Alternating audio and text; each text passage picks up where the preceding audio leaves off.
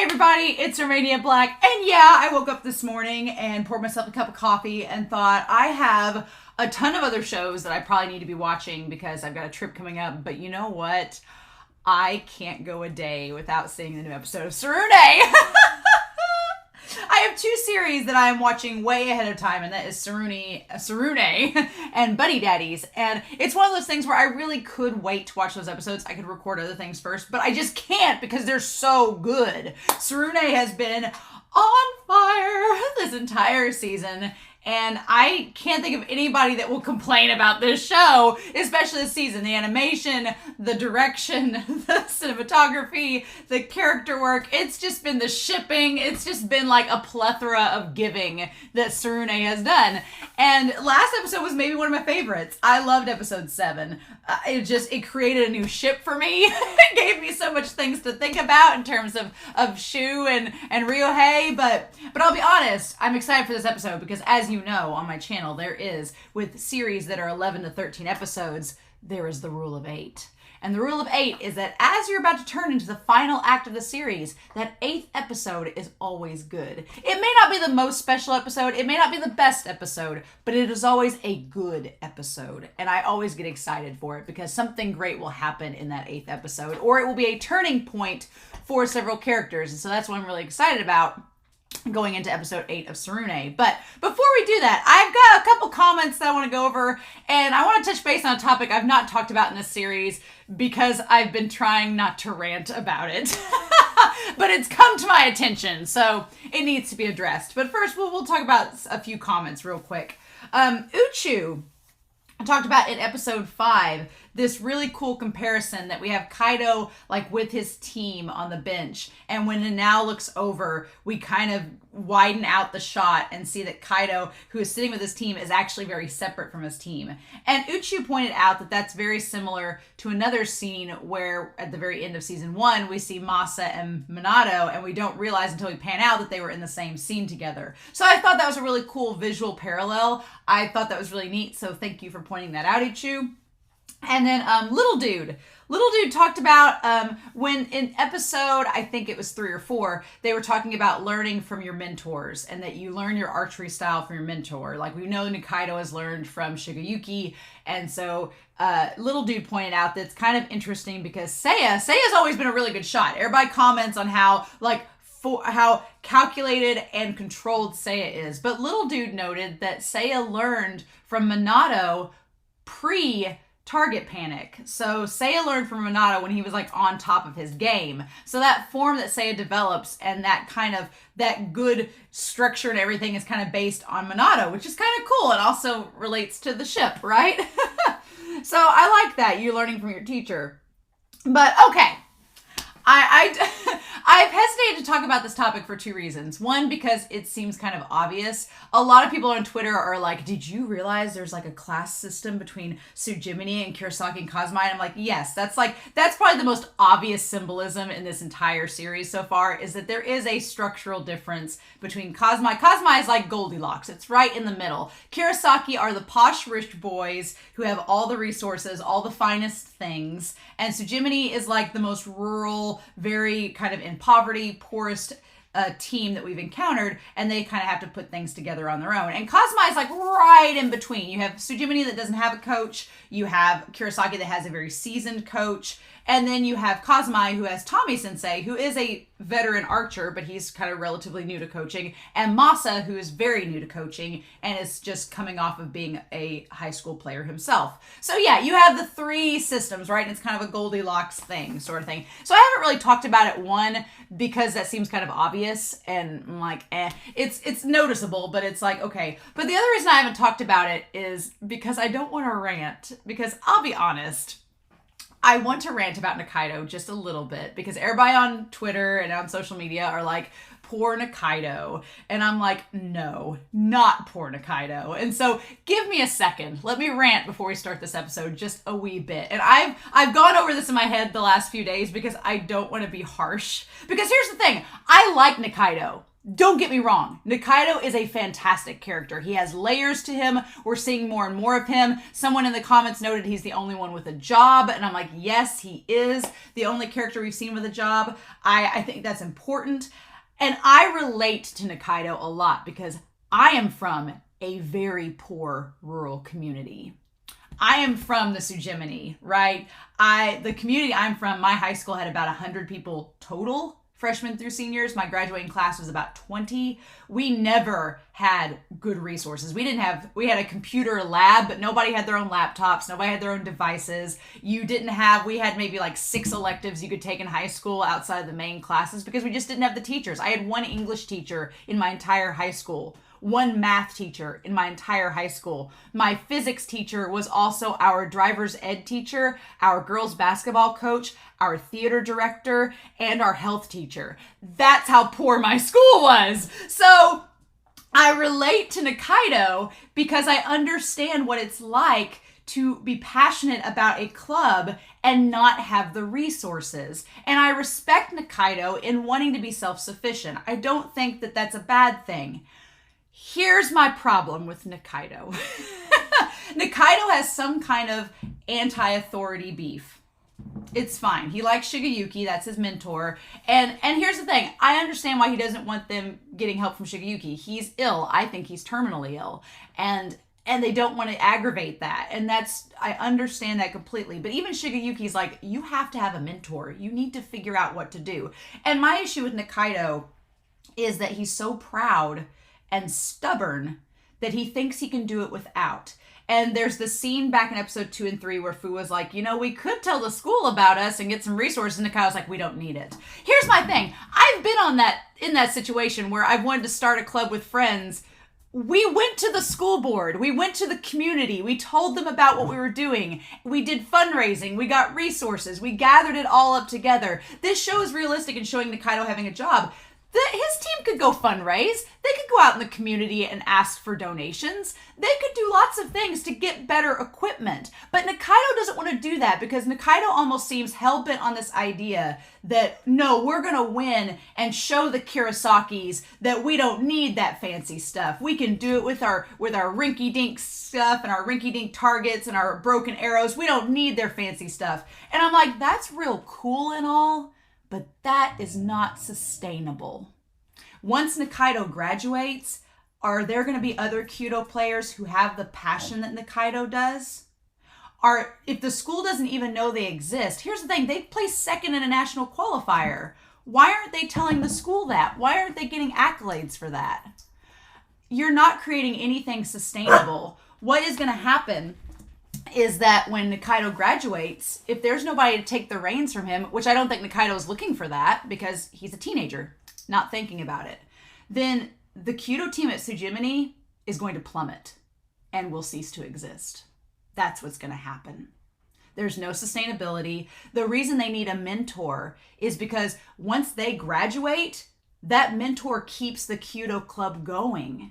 Once Minato and Seiya and Kaido and them graduate from Kazumai, the team's going to keep going. Masa's not just going to quit because Minato graduates, or we don't think so anyway. Tommy Sensei is going to keep going. They're going to get new Kyudo players. And Minato and then can come back as alumni and help, and that will be amazing. But the team is going to go on. Kirasaki is going to go on. They're going to keep a legacy and keep that Kyudo team going for future archers to enjoy because they built a system and it's in place. But Nikaido's a teenager. He's not thinking about that. He's just thinking about himself in the moment and what he thinks is right. But that's not benefiting his team. It's not benefiting the future Kyudo players his school could have. There is nothing sustainable about what he is doing. It is just a flash in the pan. Look what we did, but we've left nothing for the future. Is my problem. Nikaido's a teenager, and he's seeing this from a teenager's perspective. And I'm in my 30s. I'm seeing this from an adult's perspective. And from an adult point of view, you're leaving nothing. You have nothing for Tsurune to fall back on. It's just going to crumble and disintegrate. And that's so frustrating because if Nikaido got a mentor set up, if he built something, if he got donations, if he tried to do stuff with it, then he could build a program that would be really amazing and he could come back. But he has such an anti-authority stance with the school that I don't see him coming back. I don't see him coming back and helping. And I don't see the school, who has no clue who he is, being supportive. So it is so frustrating as an adult to see this boy. He's a boy, he ain't a man. Seeing this boy go through this crisis. And I'm like, Nikaido, I respect you, but you gotta grow up. You gotta be thinking outside the box. And he's just thinking of himself. And I think Fuwa is trying to be like, you are a caring person. You are getting resources for people and you're going above and beyond, but make smart decisions. And so it's just like, I want to shake him because I've been in his shoes before, right? I've been 18 and I remember being 18 and making really selfish decisions that I wasn't thinking about like that. But as an adult, I'm like, oh, Nikaido, you're doing it wrong. And so a lot of people in the comments have been like, oh, I think Tsujimni will win to show the world. And I'm like, they are not going to win. No, the point is Kazuma is going to win. I think this whole thing by the end of the day, Kazuma is going to win. That's my prediction. And I think they're going to, I think having Masa in them is going to show Nikaido that you got to have a foundation, right? If Tsujimni wins, I think it would go against kind of a lot of the themes of the show, especially talking about building a legacy and building something that goes from generation to generation. Because Tsurune has done that. Masa is showing like going from Masa's generation to Minato. Nikaido, it's at a dead end. The way Nikaido is doing it now, it will be a dead end and there'll be nothing left for any future Tsujimni generations because they won't exist because he's not thinking about that. So nobody's really talked about it from that angle, and I'm like, And so I don't want to rant, but I love Nikaido, but I just want to like smack him upside the head and be like, Shigeyuki is being respectful and not doing that because Shigeyuki's like, I'll let you figure it out for yourself. It's not my place. But man, I just want somebody to lay down the law and tell Nikaido this, whether it's Masa, whether it's, I don't know who.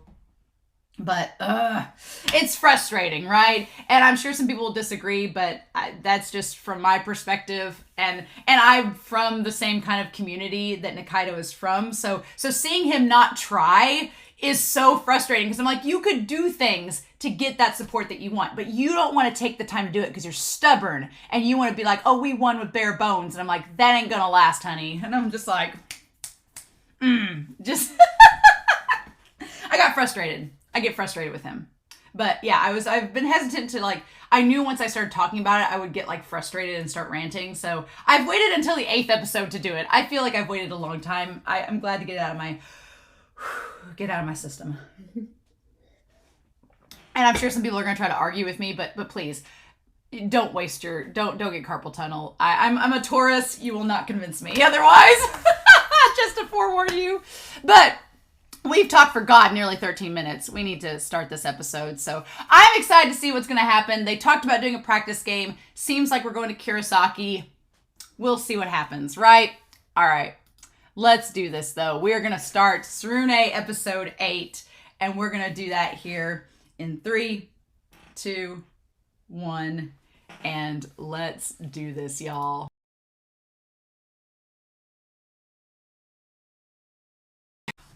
I love when you start out an episode talking about a subject and then the episode itself kind of just says, yeah, that's good that you brought that up now. So here's some other stuff. And I was like, yes. So yeah, man, what a great episode. Tsurune getting all the feels, all the heartwarming stuff, everything. I wondered once we found out that Tsujimni is getting approved to have a practice day to go on. I've been wondering how they're going to handle the rest of the season because this is not the type of sports anime that will spend 6 episodes on the tournament arc, right? It's not that type of sports anime. It really isn't. So we have this episode with the practice game between Kirasaki and Kazumai. I wondered if next episode 9, would deal with Tsujimni and their practice game. And maybe they run into Kazumai, maybe they run into other characters like the woman that trained Minato and Shu, maybe they run into Masa-san, like maybe like he's out and about and they run into him. I wondered that. I don't know the exact geography of where Tsujimni is in relationship to the other 2 schools, but I wondered if next episode we would have a whole episode devoted to Tsujimni and their whole thing. if that would be the case. And then we'd have episodes 10 and 11 to do the national tournament, and 12 would finish up nationals and kind of round out that, or episode 12 would round out nationals. Episode 13 would be the festival that Masa has been talking about. I think that might be the case. I think episode 9 might be, Tsujimi's practice game, maybe leading into nationals. Episodes 10 and 11 focus solely on nationals. Episode 12 is the aftermath and the climax, and then episode 13 is all about the festival. Maybe. We'll see what happens. But this episode was so good. Tsurune hasn't missed. But man, I'm so glad for a number of things. Like the character development, the stuff with Nikaido. I was sitting there like, yes, talk about this. And all the things. But God. Okay, on the one hand, Shigeyuki being his uncle makes all the world's sense. Why he's there so much. Why he looks up to him so much. There's the family angle of it. Yeah. But I'm not going to lie, that makes me feel a little bit better because that means Kiyoani's probably not going to kill him. I'm so glad because I'm like, it seems like Shigeyuki might be Nikaido's only family that or the family he's closest to. I don't know. Maybe Kiyoani is going to be like, no, we're still going to rip your heart out and stomp on it. But I feel like maybe Shigeyuki might take a turn. He might have like a moment of health crisis, and that's going to be a big angsty moment in this show, but I don't think they're gonna kill him. I'm like, okay, no, he's gonna live. I hope, right? Although, like I said in previous reactions, the show has not been afraid to kill family members, so I'm like, but maybe, just maybe, he's gonna be okay. But we've got a lot to talk about in this episode, a lot to talk about. And again, the idea of the schools and how they're different. The visual elements in this episode would constantly shift from Kirasaki having this really nice thing to Tsujimi not having the nice thing to going back to them having the nice thing. But we'll talk about that. We're going to talk about that because there's several things in the episode I was like, yes, now is the time to bring these things up as per the intro before this episode. But I'm so glad with that we got to see the dorms. We got to see Kirasaki's layout and everything. Sase and Motokuro are roommates, and then they were roommates. I'm like, And they got a nice fancy dorm. They got the third year's got the fancy dorm. I'm like, because yeah, the ones that, the first year dorms, it seems like it's almost like a seniority system. The first years, like Sanji and Senichi and Manji, their dorms are like what you'd expect like a college dorm to be, where it's really narrow like this. The next dorms for, the other two remind me of Shiratorizawa in Haikyuu with Ushijima and Ushijima and red hair. My mind is escaping, but it reminds me of theirs. And then the ones that Motokuro and Sase have, I'm like, those are like freaking college dorms. Those are like fancy. Those are like an apartment. But I feel like maybe one, they get seniority, and the seniors, the third years, get the fancier dorms. Or two, Motokuro and Sase have more money and are able to afford it. That might be it too. So Senichi and Manji may not have the funds to afford the fancier dorms, and maybe it's showing like different levels of things, right? But I want to make note about each of our schools here, because I said this during the reaction, during the intro. I think that on social media, Kirasaki gets a bad rep because everybody's like, they're the rich school, they need to go down. I don't feel that way. I've never been envious of fancy schools because I'm like, oh, that's nice. I'm glad y'all have that. Because like the season has shown us, just because you're from a fancy school doesn't mean you don't have issues or you don't have things to work through. Now, granted, shoes problems are, do we equate them with others? I think we can. I think that's fair. But what I think that this show does is it doesn't paint Kirasaki to be these bad guys, like, oh, they're the rich school, we need to be against them. No, they show that there is a structure at Kirasaki, and for those that are involved with it and believe in the structure, it works. It teaches them discipline, it makes them be there on time, they know the structure, they get to practice. I mean, it's not a bad deal. It's kind of one of those things of life where, yeah, it sucks that Tsujimini doesn't have those resources. We'll talk about that, though. But it is one of those things where there is a kind of a give and take. Like, if you want this structure and you want this setup and this discipline, you have to work for it. Like, they're out there scrubbing the floors, before 8 a.m. Tsujimini, they just roll on in. They're like, we'll just do whatever we want. So there's a give and take there. If you want that structure and that discipline and that rigidity, rigidity, then you've got to accept it and you've got to work with it, right? So, and that's kind of that's the thing. Now, obviously, Kirasaki is like a private school, so not everybody can just walk in and say, oh, I'm all about that system, I want to sign up. I'm not saying that. I get that there is an exclusivity with Kirasaki that other students may not be able to become a part of. And that does suck, right? But we'll talk about this. So when we get to Tsujimini. So we have Kirasaki, and we know that they are a rigid, disciplined, and structure based on their legacy. There's lots of visual clues throughout this episode that point to that, like when the coaches meet and on the back wall you see all the pictures of either the previous school presidents or the previous school coaches. There is a sense of legacy, a sense of creating something and passing it down to the next generation, right? There is a sense of generational learning, right? And the idea that we play by the book, right?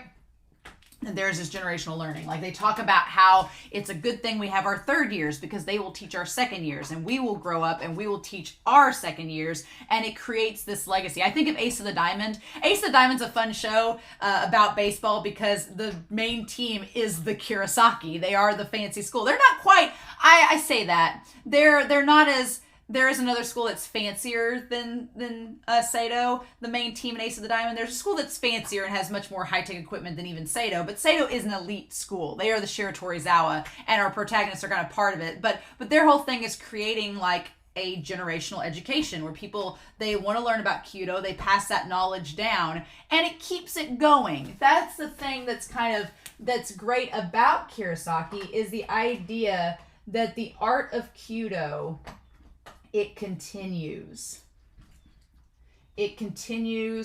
and maintains value.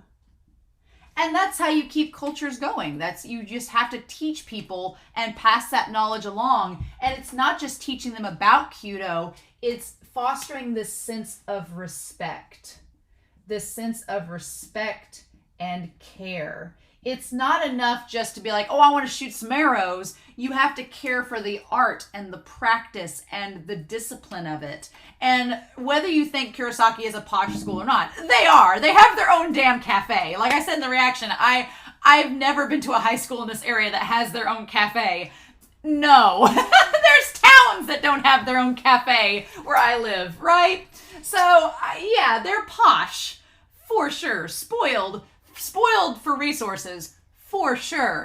But it does allow a school like that to keep that tradition and keep that art form going, right? And that's my fear of Tsujimini, and they touch on it this episode. I was so glad. I was like, yes, ask these questions. Because Nikaido doesn't want to admit that there's no continuation, there's no contingency plan for Tsujimini. He's like, we'll just win once and that's all it takes. That's a selfish goal. That's not thinking about the other players on your team. That's not thinking about future generations. I'm like, Nikaido, I watched in Free when our third years were panicking because they were afraid they weren't going to have a club and they were recruiting hardcore. Part of Free is that they recruited and did plays where they embarrassed themselves. They did tricks. They made themselves look like fools to try to get recruits. And Nikaido's like, I don't care. And the thing of it is, I think he does care, but he's such a damn tsundere, he doesn't want to admit it. And I'm like, you've got to swallow your pride, dude. And either admit you don't have a plan and get one in place, or figure out you don't have a plan and get one in place. We'll talk about it later. We'll get to it.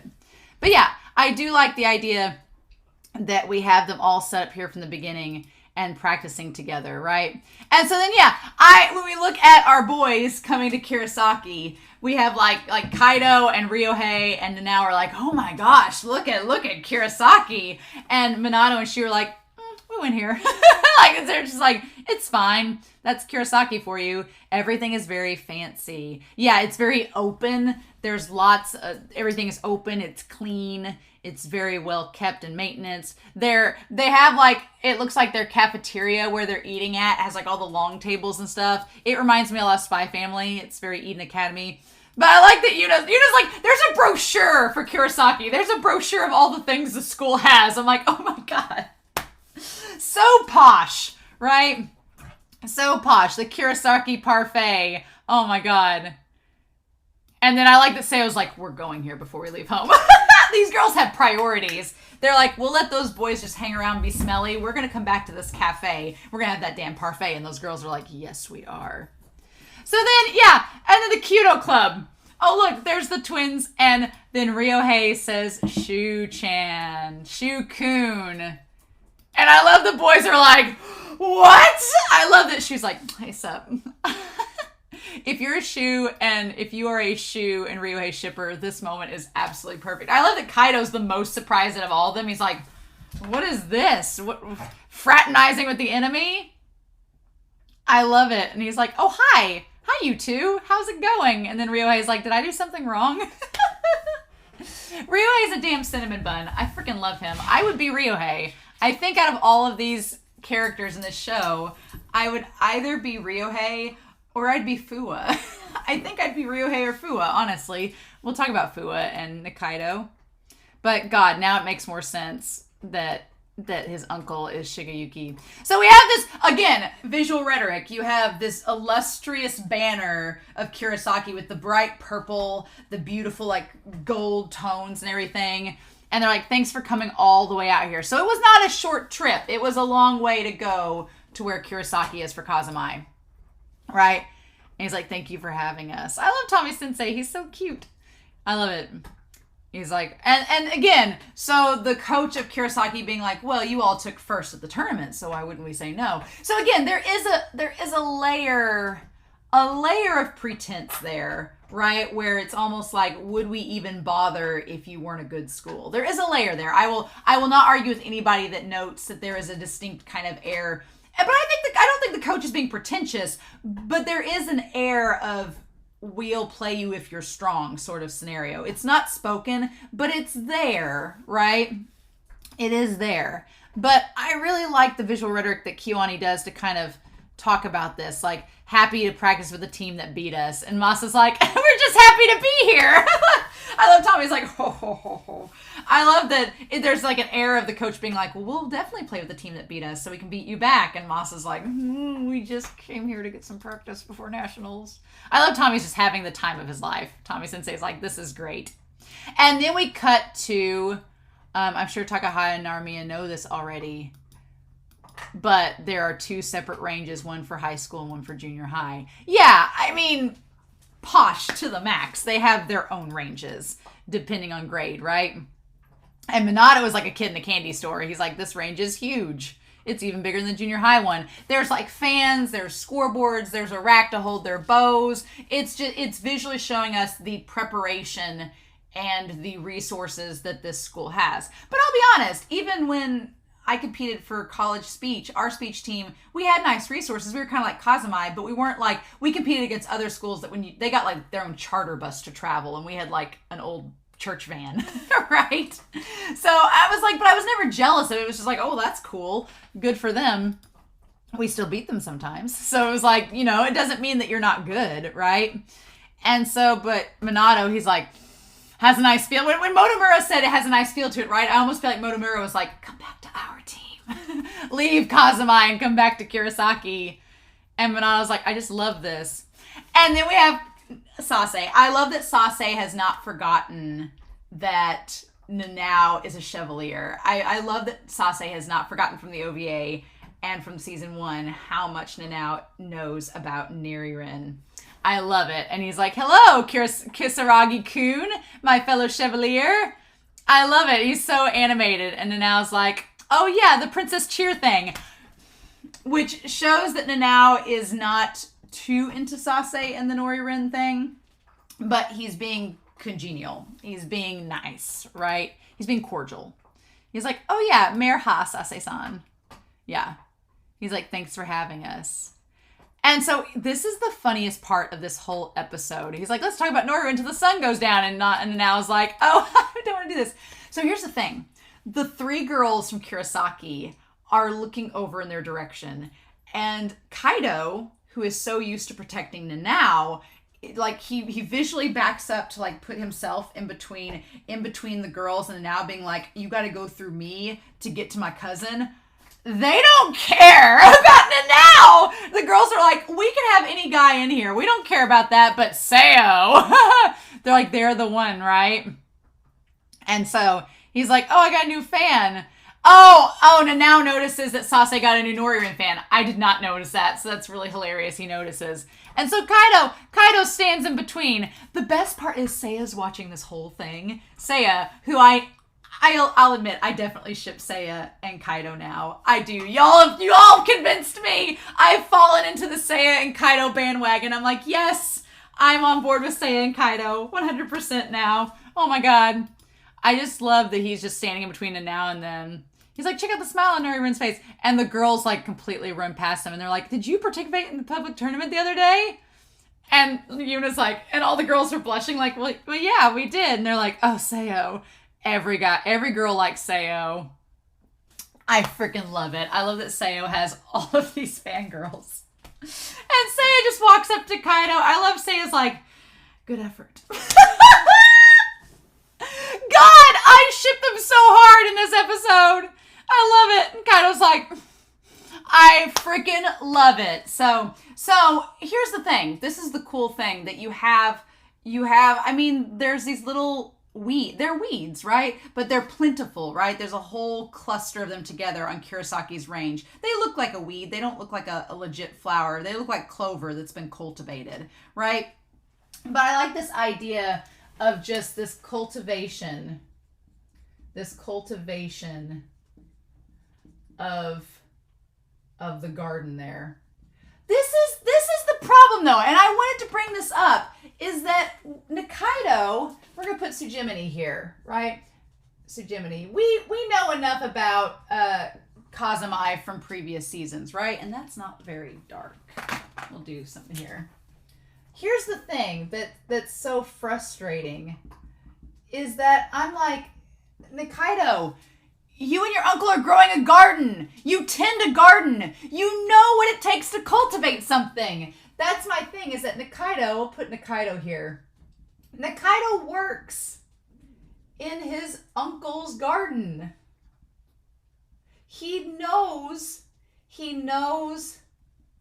how to grow. And I'm not going to take away from some of the things that Nikaido has done in the past. Like when he talked to them before the tournament, when he gave them all the pointers and stuff. Nikaido has demonstrated time and time again, he knows what to do. But his stubbornness and his pride, we'll talk about it. And so they're like, thanks for joining us. And Ryohei's like, oh, they all talked in unison. And Seiya's like, they're trying to put pressure on you. Don't let it get to you. And Ryohei's like, I'm just impressed. And so Tommy's like, maybe we could start easy and do some warm-up shooting. I love that he's like, can we just start from here? And Shu's like, I want to see Masa's bare arms. Shu knows the agenda. Shu knows what we, the audience, want. Shu's like, don't worry, guys. I got this. I'll speak on your behalf. Can we have a half-naked shot of Masa, please? Everyone's demanding it. Can Masa do a ceremonial shot? Not anybody else. He's like, we saw him at Yada Shrine. And Masa's like, oh, God. And so here's the thing. The coach is like, I want to see it too. By the end of this episode, the coach is like, oh, boys, I see what you're talking about. Everybody loves Masa. He's like, word is you learned straight from the 8 Dan archer Yasaki himself. And Masa's like, well, that's my grandpa, so good old-fashioned nepotism, right? And he's like, yes, but he's very modest about it. Masa's like, I was never worthy as a pupil. He's like, no, it's fine. He's like, it's okay. But what I love about this scene with him shooting the ceremonial shot is that we, the audience, we think we know what we're looking for in a Kyudo shot, right? We think we understand it because we've watched this series so far. But what I like is that in the moment, KyoAni animates everybody's reactions to him shooting and his form. And it's one of those things where if you were in the moment, the people that know, they get what that form means and what each little gesture translates to. And it's one of those things that unless you do the sport yourself, unless you play it yourself, you wouldn't necessarily know. So I love that. I love that kind of connection. And it's those little details that KyoAni gives us that I'm like, yes, that's so perfect. It just makes the series that much richer, right? And the coach is like, oh, well. And I like the coach's instant change of being like, that was really good. Okay, I can take him seriously. That's what that translates to. He's like, oh, that was a really good shot. I see why Kazumai has a good coach. I see why they're doing well. Like it's that moment of proving himself. And Masa's like, okay, now that's good. Can we get started? Do I need to keep doing things? And she's like, yes. He's like, that's all I needed. So then we cut to, here's the thing. We have this big cultivation of plants in the foreground at Kirasaki showing that they are continuously growing the program, creating something that's going to last. It's not going to die out. We cut immediately from that to the bare bone weeds. There are 6 weeds standing there in front of Tsujimini. Just showing that this team is bare bones. It is barely there. And it doesn't deserve to be. It deserves to be more. But I want to go back and rewatch this scene because I think there's some things that they point out to us visually, right? So we see the school of Tsujimini, and there's the dust. So they do establish that a big thing with Kyudo is the dust, and that's why they have the walls and stuff set up so that the dust doesn't get in their eyes. That makes it hard to practice, makes it hard to shoot. Makes sense. And that starts to get in the way with some of the characters where he gets dust in his eyes. He's like, I got dirt in my eyes. And Higuchi's like, you shouldn't rub it. Higuchi always looks so cute, but he's kind of a little shit. So I'm like, oh, he's like a little gremlin. But I'm like, he's so cute the way he's drawn. And they're like, you ought to wash it out. And they have like the used gloves and everything. And Fuwa is always on Nikaido's tail. Fuwa's like, gee, I wish we had these things. Gee, I wish we did these things. Fuwa, here's the dynamic. I've said that they're like Iwa-oi, but they're not. Here's the curious thing, is that Fuwa keeps Nikaido in check and on his toes, right? It's funny, Fuwa reminds me of Oikawa, honestly. Fuwa has that passion about him and that kind of teasing kind of thing. He reminds me of Oikawa a lot, whereas Nikaido's kind of like drawn up and gets reserved, but is passionate like Iwaizumi, but then they're not. Then they flip-flop. So I don't think it's fair to compare them. I guess my point is I don't think it's fair to compare Fuwa and Nikaido as another anime sports couple because they're kind of different. They're kind of their own thing. Fuwa is very passionate. He's very teasing. He's very intense, but he's also very casual about it. Like he's this casual, he's like a lava, right? He's very intense and burning, but it's very reserved and collected. Nikaido is like a constant flame, but it's like a blue flame. It's like keeping it cool, but it's super, super hot. Right? It just seems like it's cool. He's trying to play it cool the entire time. And Fuwa says, I wish we had a roof and some walls. Because yeah, their club is basically these desks and the umbrellas and the shack and the makeshift plywood up against the lockers. He's like, I doubt any other clubs have to worry about where the wind blows. So there's that conversation of the other clubs don't have to worry about the same things that we do. It would be nice if we had these resources. And then we cut to, he's like, they're them, we're us. That mentality is what I'm talking about. Like Fuwa is saying, hey, we should maybe try to do things. Like Fuwa is pointing out ways to improve, saying, hey, maybe we should move forward and try to keep things improving and going. But Nikaido, I'm gonna bring him over here. Nikaido is saying, go through what he's saying. He's saying, we are not other clubs, which they are not, but that it almost makes it seem like the way Nikaido talks, he looks down on other clubs because they have resources. And I'm like, I get what you're getting at, but also I think the fact, we'll talk about his uncle. We'll put his uncle here and how that's going to tie into how he feels. Because that's revealing something about the way he's viewing this situation. And okay, they're them, they're us. And God, the animation on Fu where he's like, don't be so stingy, mom. Like, he's like, come on, help us. Like, just the animation on him. God, Kiwani. And he's like, I didn't sign up to be your mom. And so then Higuchi says it would be nice if we could do a training camp session or something. And so the other guy, Oguro, says the soccer club and handball club are out on one right now. They're having a training session. So the younger members want a training session. They want a training session. They're like, the other clubs have them. Why can't we have them? And they look over, and he looks over at the other team. This is my thing.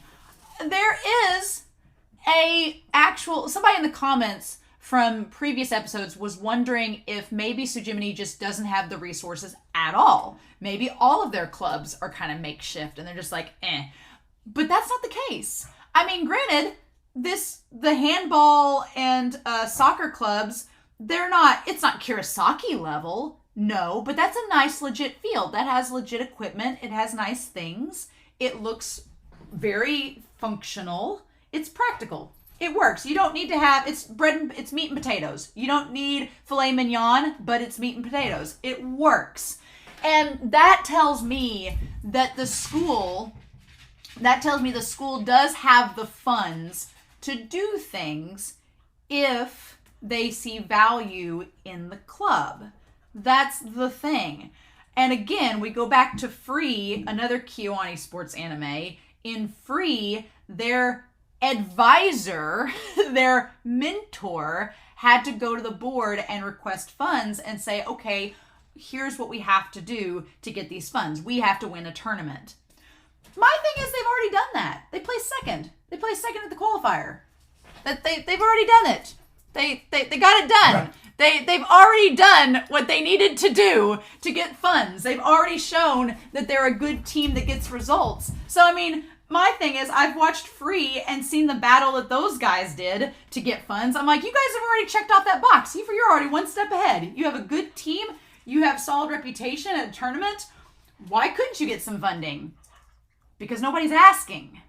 That's the thing. And that's when we cut to Nikaido. Nikaido hasn't been asking this whole time. He's just like, we don't need anything. We're fine. We don't need it. And Nikaido says, well, that's because they get a club budget. Well, if you want a club budget, I'm just speaking from experience, you need a sponsor. You can't get a sponsor unless you ask. Right? That's the whole thing. Nikaido's just like, well, there's no point in us because we don't have a budget. And I'm like, well, you could get one if you did the right protocol, if you followed the steps. He's like, we've got nothing but sweat and tears.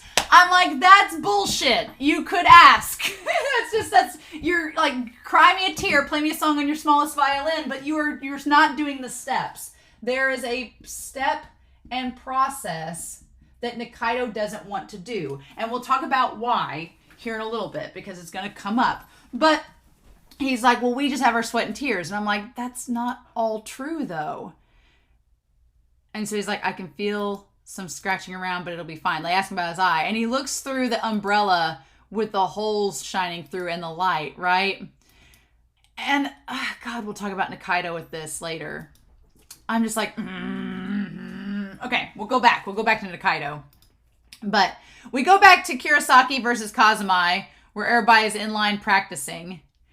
And we see that you can see the one guy in the back. He's writing down Manji's scores, which will come back at the end of the episode. I like those little tiny details that KyoAni put in. When I first watched, I didn't notice he was sitting there tallying the scores. And then it's going to become a plot point later on. I'm like, that's so cool. I love that. Like, good on you. Good on you, KyoAni. So then Shinichi takes Ryohei aside. He's like, you, Ryohei Yamanouchi. And he like grabs him. He's like, what was that with Minichi?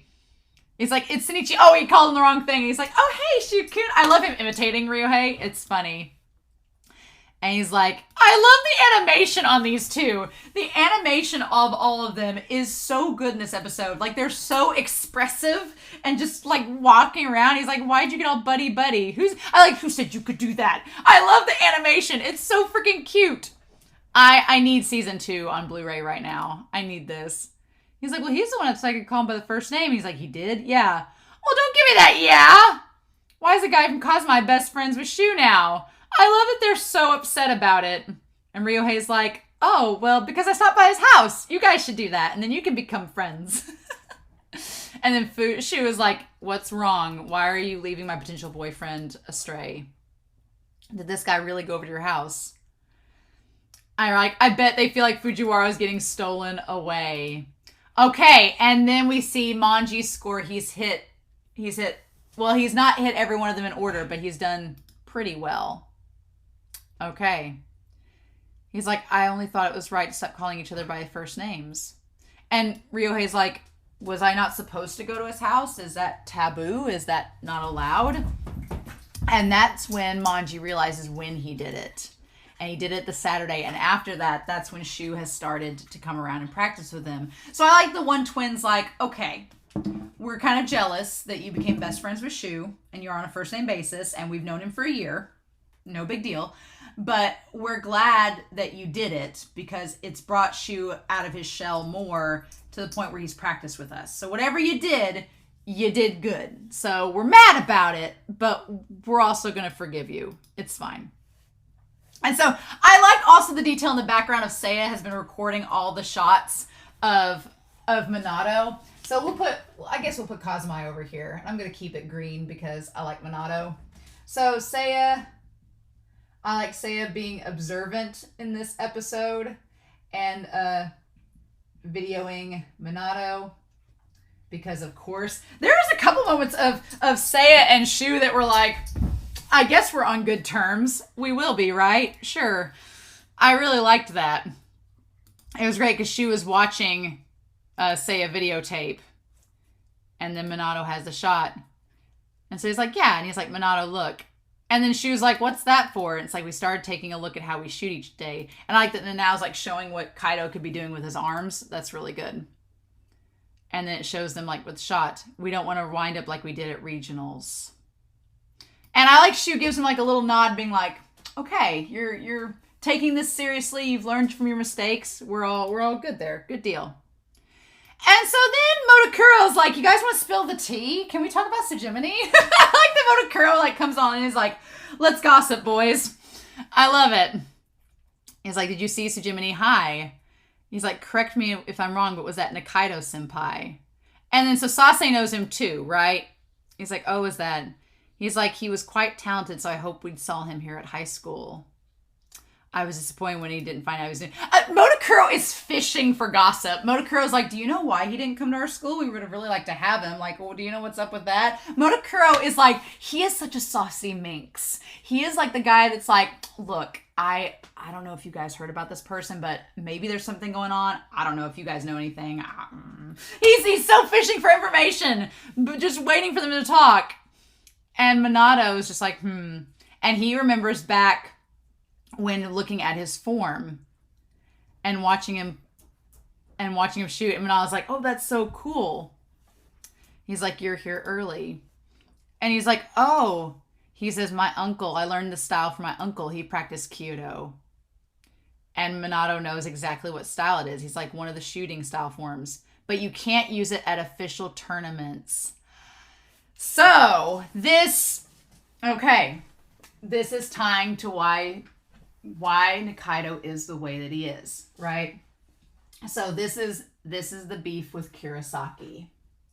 The beef with Kirasaki is that Kirasaki does not want the shaman form because it can't be used at official tournaments because it is not tournament appropriate or allowed. That's a better word. It's not tournament allowed. So that explains a lot of things. That explains, one, why at the tournament they were all shooting in these crazy, very avant-garde forms of showmen. They were technically legal, so they could be used, but it was almost like Nikaido was giving a big bird to the committee, being like, we're going to do things our way, and it's technically legal, so you can't do anything about it. So that explains a lot. That explains why they all have these weird forms, because it's Nikaido kind of sticking it to the system, being like, you're not going to make me do something I don't want to do. Also, it makes sense why he left Kirasaki, because his uncle Here's the thing, and this is very layered, so we're going to get more into this as the episode goes on, but we'll just start out by saying his uncle's style, he says that he doesn't want to forget. And that's heartbreaking. That's heartbreaking. Because what he's suggesting is, he's like, I know my uncle's sick, which means his uncle's been sick for a while. And he's like, I don't want to forget the style my uncle told me and my uncle taught me. I want to carry that with me. And so again, we're going to talk about it. He knows the value of legacy. Nikaido knows that value. He understands it because he knows what it's like to want to take something and keep it. And he knows that he doesn't want to forget what his uncles taught him because he loves his uncle so much. And now it makes sense why he had that reaction when Minato said he was trained by Nobu Saonji. When he said he was raised by her. And Nikaido's so shocked by that, and we don't see his expression until a little bit later. He's like, oh, I've heard of her. She's the Seven Dan part of the Ace Trio, right? And he's like, oh, I didn't really realize who she was. She just kind of, I showed up and she said I could be taught by her. And Nikaido's just, his eyes are sparkling, right? So it's not entirely clear his views on her, but what I think is that he respects Minato's teacher. He respects Saionji because Saionji is one of the women that told... Now, it's either going to go one of two ways. Either he respects Saionji because she told his uncle Shigeyuki that she couldn't teach him because she thought his form was so beautiful he shouldn't lose it. He could either have utmost respect for her, or he could take it the wrong way and say Saionji turned him away because of his form. I want to say I'm like 80-20. I 80% think that he respects Saionji because she told him his form was beautiful and he needed to keep it and didn't try to change him. And then 20% of me is like, he doesn't like Saionji because she turned him away from teaching and he thinks it's because of his style, when really it's the reason he should respect her. So, but there's this value that his uncle has, the values of his style. He doesn't want to forget it. And so it makes sense why he left Kirasaki, because I could see the coach at Kirasaki being like, you need to quit that form and take the rest of this seriously. And I could see Nikaido being like, no, bye, because he loves his uncle and wants to value the shaman form. That all makes sense.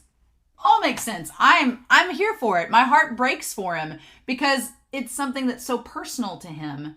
And it's so beautiful that he wants to carry on his uncle's legacy. But we'll talk about that with Sujimini. He's like, yeah, I'm surprised she took you in. And that's the thing. And I feel like the 20% of me comes in where Nikaido says, oh, I'm surprised she took you in. Like his eyes almost seem fiery, right? Where he's like, a part of me wonders if maybe, is he jealous of Minato being taken in over his uncle? Is he jealous because Minato, who just lucked into it and got taken in by her, whereas his uncle has all this talent and she turned him away? Is that part of it? I feel like Nikaido hates the idea that some people are just born lucky and some people just get the silver spoon, or they get the long end of the stick, right? I feel like Nikaido feels very angry and feels injustice with that, which is understandable. It really is. Because he's dealing with his only, as far as we know, one of his only family members that he cares about being sick. And he doesn't think that's fair because he knows what a great person his uncle is. I get that. I get it. But it's like, what do you do about that, right? Minato did just get lucky. What can we do about that? It's not like Minato's had a silver spoon. He lost his mom. So it's not like everything's been handed to him. Shu seems like he's a prince and has everything on a silver platter, but then you find out he has this pressure from a family that he doesn't feel even accepted by. Every family in this series has something that is a issue they have to deal with and get through, right? Seiya is the only one that we really don't see any family issues with. Ryohei has a sister that we sense there's something up with them. Shu has his parents that he seems an alien to. Kaido and Nanao don't really have a father figure at home. Minato's mother's passed. the girls, we don't know enough about them. But yeah, everybody seems to have like some kind of issue they're working through in their life. And so not everybody is like off scot-free, right? And Nikaido seems to think that some people are. And it's kind of a tunnel vision. And he's like, I was pretty surprised to find out he went to another school. I'm not after that. And so, but then Sase's like, well, we didn't see you guys after you graduated either. Sase's like, excuse me, you guys ran off as well. And then I like Motokuro's like, Daigo. Like, I like that they're on a first name basis. I'm like, and he says just Daigo. He doesn't even say Kun, San, Chan. It's just Daigo. Oh, one dorm indeed. I'm like, I was wanting to ship Sase with Nanao, but now I'm like, no. Sase and Motokuro, they are a legit ship. They are, especially what happens later where Sase says that Motokuro thinks all women look the same. I'm like, I'm like, because he's not interested in women. Oh, show, you're not fooling anybody. We're just glad we get to shoot together. And Minato's like, I'm looking forward to nationals too. Minato is the epitome of the person wearing the shirt that says, I hope both teams had fun. That is Minato. That is Minato to a T. That is absolutely 100% him. I'm like, oh my God. He's like, I want to talk with Nikaido senpai more. And he's like, what about you, Shu? I freaking love this moment where Minato's like, don't you want to talk to Nikaido, our former teammate? And the thing about it is, Shu and Seiya don't. They don't really care about Nikaido. They kind of think he's fake. And they're like, And Minato's like, Minato's not seen through the facade that Nikaido puts out, right? And Shu and Seiya have. And they're kind of over it. And Shu's like, well, I suppose so. And Seiya's like, I like this Seiya. Seiya's so sassy. He's like, Shu, you're full of shit. You know that you don't want to shoot against Nikaido. And then we cut back to the weeds. And the bricks, right? And the cinder blocks. Okay. So we have Tsujimini. And he's like, and we cut to Nikaido actually talking to a sponsor. Here's the thing. He's only talking to the sponsor because he saw at the clubs that the other younger archers wanted to go to a training camp. And so Nikaido does care. That's the thing. He wants to hide behind all these walls and not admit it, but he does care. And so he's like, I think this would be a good chance, sir. And we see Fua just like pacing back and forth, right? Waiting on him. He's like, it can improve our school's image and make you look good too. He says, and don't worry, we're not trying to cut loose and act like a bunch of idiots. And Fu was like, so you are going to go talk to him. He's like, you probably don't even have to come along with us if you don't want to. We just need it approved. He's like, we would appreciate it if you could supervise, of course. And it's probably no concern for you and all. And so we see this like super fly fishing, like all of this, right? That this guy, and he has the fishing lure. So this sponsor, it seems like he's like wanting to do like a fishing, like the sponsor that he has found is maybe like the sponsor likes, oh, that's why they're going to the beach. Nikaido, you brilliant boy, you. Nikaido's like, we want to go to the beach to train for Kyudo. I mean, sponsor, you like fly fishing, right? So you could take us and you wouldn't have to supervise us. You could go fishing if you wanted, like take some time for yourself. We'll just be practicing Kyudo while you go fishing. Nikaido's smart. He knows what he's doing. He's like, it's probably no concern for you and all.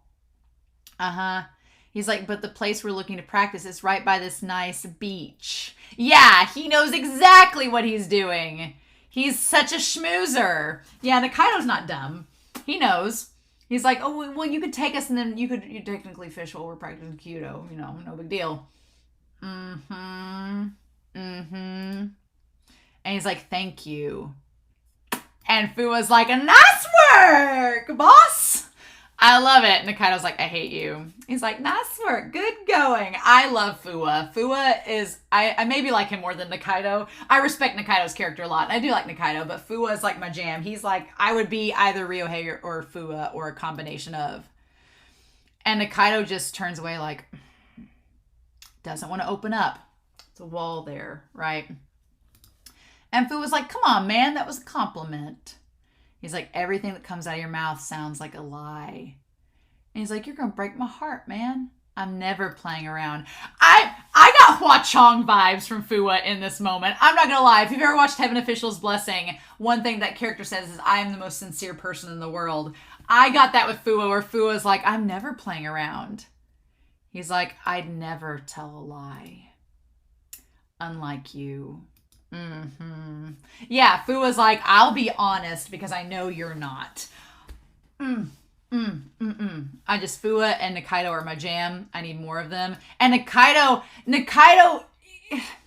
it's almost as if Nikaido, he wants to be the adult in the situation. He tries to pass off as being the adult. He's like, well, I have a job and I'm doing this and I have all these responsibilities. But then some of the decisions that he makes are very childish. And it's like, it just reinforces the idea that Nikaido, you want to be an adult so bad, but you need to accept the fact that you're a teenager, and that's fine. Like, be a kid, have a childhood. It's okay. It's not going to change the circumstances surrounding you, so you might as well work with them, right? And that's hard, right? That's hard to do, right? Also, I want to make note that in the last episode, we talked about the three of them, Higuchi and the guy with the mask, and then our himbo boy, where they made the comparison that Higuchi was like a space cadet.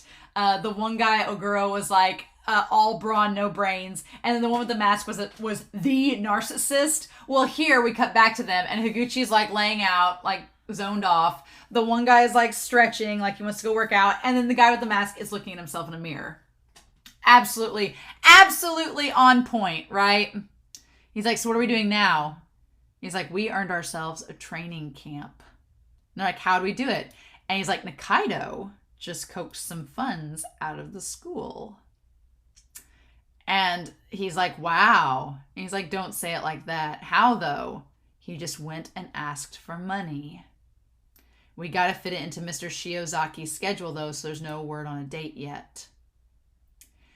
And he's like, make sure you guys can come though. And the one guy's like, okay. And then Higuchi says, wow, you just had to ask for money. Yeah. That's all it took, was just taking that step and asking, right? To ask for help. That's all it took, was the idea of asking for help. Because yeah, here's the thing about it, and I've talked about this in previous episodes, but there's some people that believe that asking for help is like asking for a handout, and that's not the case. There are lots of people, like as a teacher, I tell my students all the time, I'm like, you can ask me for help. I'm not going to turn you away. Like a lot of times, a lot of adults want to help you because we've been in your shoes. We know what it's like. We know how hard it can be. And so we want to assist you. But communication is so important because we're not psychics. I tell my students, I'm like, I don't know your day-to-day lives. I don't know what you're doing. So if you don't communicate with me, I can't help you because I don't know what's going on. But if you tell me, I'm happy to work with you. And so a lot of people think that's like a bad thing. And I'm like, no. And a lot of the adults in this series are ones that if you talk to them, they will help you out. And I think Nikaido he's kind of jaded and doesn't think that's the case. And Higuchi points out like, wow, that's all it took. And Kyudo's the only thing Nikaido ever gets serious about. And then Nikaido's like, well, who says it's the only thing? And the one guy's like, well, that sounds about right. You don't ever get serious about other stuff? I'm like, he's pretty serious about gardening and his uncle, but he doesn't answer the question. He says, I just want to win. I'm happy as long as we win. And the one guy's like, well, yeah, sure. I mean, that's part of it. You want to win. Who doesn't want to win, right? And so then this gets brought up. And as he shoots the arrow, he hits it like as a bullseye. And so then this conversation gets brought up. By when do you mean at nationals? And he's like, yes. And Fua looks at him like, okay, we're going to talk about this because this is the big thing. Nikaido's thing is his goal is to win at nationals. That is his prerogative. That is his goal. And Fu was like, okay. And he's like, and then Fua asks, what do we do after we win? What's the next step? Where's the trajectory, right? That's the episode's title. Where is the trajectory? Fua asks, what then? After you hit the top, what do we do? Fua's like, what's going to happen? What do we do after we win? And Ogura says, well, you two will graduate, but the rest of us will be third years. So Fua and Nikaido are third years, right? He's like, after nationals, he's like, you two will graduate. They're going to leave the three of them, the three remaining, are not enough to have a team. They're like, the rest of us will be third years after that, after you graduate. And so, like, you won't have enough members. You'll need to get some more. And that's when the arrow misses. Because, yeah, Nikaido has not thought about what happens after this year. He's not thought about that. There's no new recruits yet. They haven't done any recruiting. They won't have a team. It's not sustainable. And so he's like, and Nikaido, that gets to him. And he says, I'm not thinking about next year, which is the problem, right? I'm not really thinking about next year. I'm in the moment now. He's like, as long as we win, that's it. And he's like, well, come on now. There will be more tournaments next year too. That's the thing. Nikaido, he's like, he's not thinking of the future. And I'll tell you why he's not, in my opinion, because he doesn't think... It's breaking my heart, Kiwani, because the reason Nikaido's not thinking about the future is because he wants to win nationals before his uncle passes away. That's it. He doesn't want to think about the future because thinking about the future is thinking about the possibility of his uncle not being there. And Nikaido doesn't want to do that. And it breaks my heart. Like, makes me want to cry. Because that's it. He's like, I don't want to think about the future. I don't want to think about next year because thinking about that means thinking about all the other things in my life. He's like, I don't want to think about graduating. I don't want to think about my life after high school when I can't just sit in this garden with my uncle and practice Kyudo. Nikaido is like having an existential crisis at age 16. And you don't blame him because that's such a hard thing, is that the idea of your family member passing and you not being in control. So this Kyudo team is the one thing he has control of, right? That's why he doesn't want to get a mentor involved. Because once a mentor is involved, then that control passes to someone else. Then what's he going to do? But the problem is, it's going to happen. It's going to happen whether he likes it or not. Nikaido doesn't want to think about the future, but the future is coming. So he's trying to hold off and not think about it. But that's not going to stop it. He's going to graduate. His uncle may pass. What is he going to do then? He's got to do something. And the problem is he's not creating something sustainable for these other three guys. These three guys, as we've established, they don't know what to do. They barely know how Kyudo works. They can't go out and recruit members. Oguro seems like the only one that has the personality to do so. Higuchi and the one with the mask seem like they're too aloof. They could not recruit somebody. Maybe he could recruit somebody from Kendo to swap over, but they don't know what to do. They don't know how this is going to work, and they need a mentor to help them recruit, to help them to do things. But Nikaido doesn't want to think about the future. He just wants to think about the present, live in the moment, and there is value to that. Don't get me wrong, but it's like at the end of the day, dude, it's coming. And Fua is trying to tell him that. Fua is trying as gently as possible to say, hey, you need to think about these things. There's nothing wrong with thinking about them. It doesn't take away value. I feel like Nikaido feels that if he thinks about the future too much, it means that he's trying to move on from his uncle already.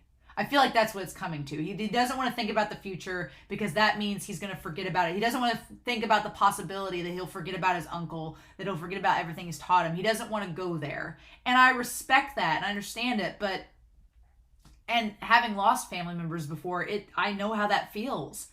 But you have to move forward. Otherwise, what do you do? So I love Nikaido's character so much, and he's so layered, but I'm just like, and I feel like at some point he's gonna snap and tell Fua that he's afraid of losing his uncle, he's afraid of the future, he is afraid of the unknown, and he doesn't want to plan for that future because that means he's already, to him it feels like he's already moving on, and he's not ready to do that. I feel like it's gonna come out and burst at some point in this season, and it's just gonna be this like big flood of emotion, and I'm not ready for it. But you just see it coming, right? You just see it coming. And they're like, oh, he's like, as long as we win, that's it. And he's like, but there's going to be tournaments next year too. And to Nikaido, he's like, there may not be a next year with me. And he's thinking about him and his uncle. That's like all on his brain. He's like, there's not going to be a next year of tournaments for me. There's not going to be a next year. There could not be a next year with my uncle. And he's not ready to face that. It's just like, it's a very complicated row. I get frustrated with Nikaido because he's smart and he knows what he needs to. This episode has proven that Nikaido, he knows what he needs to do. He is a gardener. He can cultivate a garden. He knows the right steps to do it, but he's scared to move forward because he's afraid of forgetting what he's leaving behind. And that's so hard. It's so hard. And so I feel for him. I like that this episode I've had to go through this roller coaster with Nikaido's character, as we all have.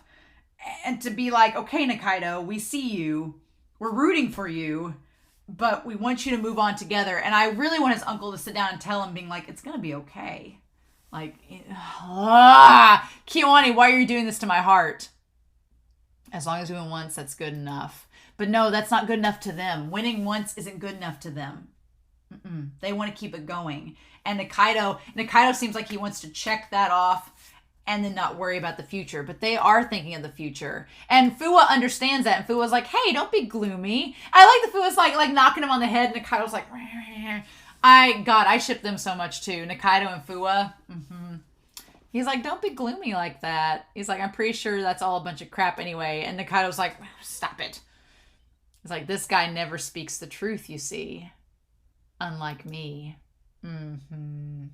Yeah, Fu was like, I have to speak the truth to make up for you and your tsundere-ness and you hiding behind all these walls, right? I'm like, get a room. And so I like that Higuchi's like, was that whole thing about not liking wasabi a lie too? And he's like, you bet. Does this look like the face that can handle spicy food? Oh my God. He's like, I'd rather die. I hate that stuff. So again, this team. I love Tsujimini and I want to see more of them, but everything makes sense with him this episode. And I'm like, okay, Nikaido, I'm rooting for him. I don't think I don't know if their team will win or not. I kind of don't want their team to win and for him to realize that's okay. And for him to want, here's the thing. If the team wins, if Tsujimini wins, then that means Nikaido can just say, well, that's all we need to do, right? But if they lose, Nikaido can be like, okay, you guys have to come back next year and beat them. And then he can help them get recruits. So I don't want Tsujimini to win because I want them to come back, get recruits, and for Nikaido to help them grow as a team, right? I feel like if they win, that incentive is kind of null and void, right? So that's kind of where I stand on that. But yeah, oh my gosh. And so they're like, we're all warmed up. And so they compete. And then I do like the animation of him, like, of Kabushima's hand getting, like, knocked out by the book in his hand. I like that. And so, yeah, they compete. And Manji doesn't compete in the practice game because he doesn't feel like he's earned the spot back yet. And I like Kabushima. He basically tells him at the end, he's like, no, you're going to go. Your shooting's gotten better. He's like, you've earned a spot back up there. It's fine. And so I like Shu and the twins talking. It's great. And everybody gets ready to go. And they're just practicing. And I like that Minato says it's cool that we get to practice with Kirasaki. And Ryohei's like, we should just have fun. And then I was like, that seems exactly like you. That seems perfectly in tune.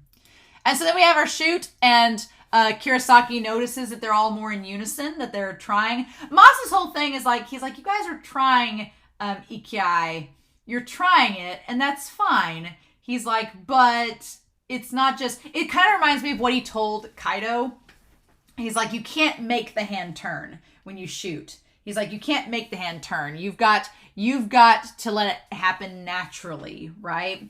And then they kind of compare that to Sase and Motakuro. Sase and Motakuro, they've known each other for so long. They're like in sync on another level. They're like, they know what each other's thinking. They're the type of couple or pair of Kyudo archers that could sit in their dorm in silence and be totally comfortable. Right? That's like the level that they're on.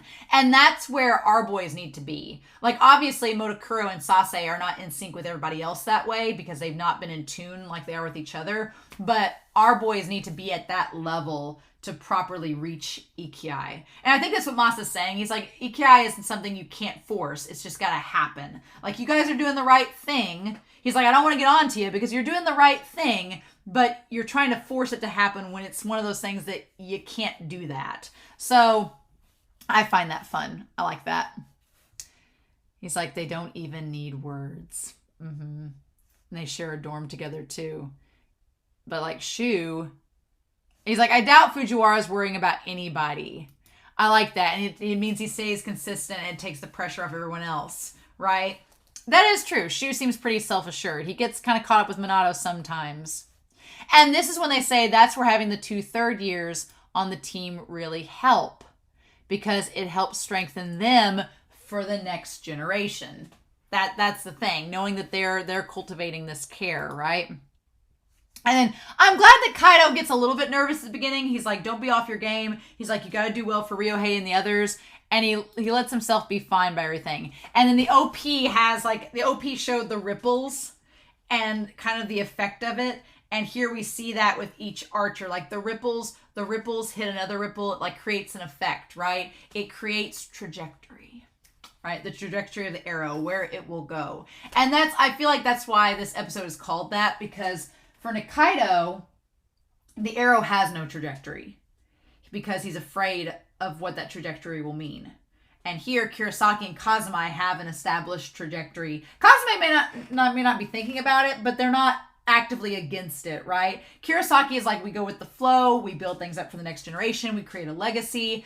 Kazumi, I think, knows that that's the goal, but they're not actively thinking about it like Kirasaki is. And Tsujimini is actively against the legacy, seemingly, even though Nikaido knows that's not maybe the best strategy, right? And then Seiya never falters. I like Nanao pointing that out. And then Minato fires. And I like that Shu just kind of smiles like he knows. He knows Minato's good. And so I wanted to go back and see, I think Kirasaki won, right? Like Minato gets all of his hits. But okay, so Motomura, he got all of his shots. Kabashima missed one. Shinichi missed one. Sase got all his shots and Fujiwara got all his shots, right? So Kabashima and Shinichi are the only ones that missed. Inogi missed one. Yamanouchi missed two. Sad. Nanao missed one, but Narmiya and Seiya got all of theirs. So yeah, Ryohei is the one that needed the most work out there. So they only lost by 2. So it wasn't just Ryohei. It was also Nanao and Kaido. So that's all right. Only losing by 2. That's still a pretty good game. He's like, don't get complacent. And that's why I like that while like Kazumi's having their little like gathering over here, they make this decision to change the roster for nationals and Kazumi doesn't hear. It's actually really funny. I like it. He's like, I only plan to step in temporarily to begin with, so I'm ready to step down. And I like that he trusts Manji and wants to bring him back. And he's like, you hit a better ratio than me. You should shoot at nationals. And I like that he feels so strongly about it that the one friend's like, Kabashima, if you decline his offer, that's an insult to him. So you better take him up on it. It's like, that's really cute. I like it. So yeah, and then we have all the ripples coming together. And it's so pretty. And Shu says, yeah. He's like, I agree. And I like all the ripples kind of coincide with one another. And Manji's like, okay, if Shu says yes, then I'll do it. I like that Kawashima's like, thanks, Shu. No, he's fine with it. And he's like, you better win, though. And the girls are like, I got nervous just watching you. And Kaido's like, why? And Ryohei's like, I didn't really feel that nervous. I like that Kaido compliments him. Like, you did good holding your draw. I like it. He's like, I just felt it. I like that Ryohei wasn't down in the dumps because he missed 2. I like that he was in good spirits about that. It's really nice. And Seo's like, yeah, he's right. He's like, you all looked impressive out there. Aww. I like Nanau's like, it feels nice learning the ladies' praise. And then I like that Nanao was going to go with the girls to the cafe, and Sase's like, no. That's not very chevalier of you, sir. I like it. And so then, yeah, the girls from Kirasaki invite them to go hang out at the cafe. I love it. I wish we'd watch the girls at the cafe. I think we do. I wish we'd seen more of them. I love that they're, like, obsessed with Seo and the girls. It's great. And then Sase's like, you're coming to see my dorm. I gotta show you my Noriren shrine. So yeah, I want to see the dorm. So I'm all about, in an anime, seeing what everybody's rooms look like because it speaks to their personalities. So we go and see Kabashima. I like the high school dorms. It's like the oldest dorm on campus, the oldest building at the school. I like Kaido's not impressed. He's just like, whatevs. So we see the room with Kabashima and the one guy. They have the books and the coffee. And, like, they have the plants with the spray bottle. That's really cute. I like it. He's like, and then Shu commutes from home. I love that the twins were trying to clean their room before they showed up. There's, like, plushies everywhere and toys and books. They're, like, trying to clean the room and make it look nice. And it's a total trash heap. I love it. I love they have the plushies and the dolls. I love they have it all. It's so cute. They're, like, trying to hide their dolls. So cute. And then God, at first I thought the Noriren shrine was his entire room. No, it's like a little shrine where he has the Princetia. He has like a DVD player with their stuff on at all times. All of the fans, the t-shirts, the bands. Oh my God. But it's just like one little section of the dorm. And he has like a little Noriren doll on his side. They have the very sweet dorm where it's like 2 beds side by side. Mm-hmm. And they have like their 2 little places back to back. They have a microwave and a mini fridge. Like, I like that Motokuro's like, yeah, this is our place. That is like the sweetest dorm I've ever seen. It's amazing. And yeah, we see the girls like all drinking coffee together. I like the girls, their uniforms have little bow ties. So cute. I love it. And they're all first years. Because they have like the little red and yellow like Shu do. They're all first year girls. Cool. And then the coaches and stuff all drinking. I like that the one coach for Kirasaki and Masa have coffee. And Tommy's like, get me tea, bitch. And they talk about sticking with Kyoto and how much they love it. And he's like, the 3 of us wouldn't be talking if I had quit. He's like, but you 2 might have been Kyoto pals without me, though. I love this, Seiya! I love the shade. Because Minato's like, well, if I had quit, we wouldn't be able to talk together. But Seiya, you and Shu would have been friends, right? And then we cut over to Seiya and Shu, and they're like, would we have? It's like, no, Seiya definitely started because of Minato. Would they have been friends? They're like, They don't say anything. They don't respond. They're like, would we have been friends without Minato? I think Minato, you're underselling yourself, sir. That's really funny. And then he makes the takoyaki that Minato taught him how to make. Mm-hmm. So we go back to this like private club room. It feels very Ouran High School host club. And I like that we have Kaido and Motomura becoming friends is really cool. And now's like sitting down. Where's Ryohei in all of this? Where has he been taken away to? Oh, he's with the twins. Yeah, and they're like giving him the scoop about Shu's house. And the one twin's like, I want to know more about the sister. If I marry into the family, Manji, we've got it made. Like, you know. He's like, he never talks much about himself. And they're both like, never. Shu doesn't ever talk about himself until lately. And they're like, take us with you next time you go to his house. Take photos. Do a virtual tour. Let us see what his house is like. And Ryohei's like, okay. What did they say to him?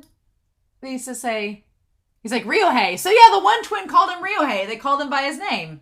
They're on a first name basis with him. They're like, we're on a first name basis now, so you can invite us, right? It's really cute. I like that they're on a first name basis with him as well. It's like, aw.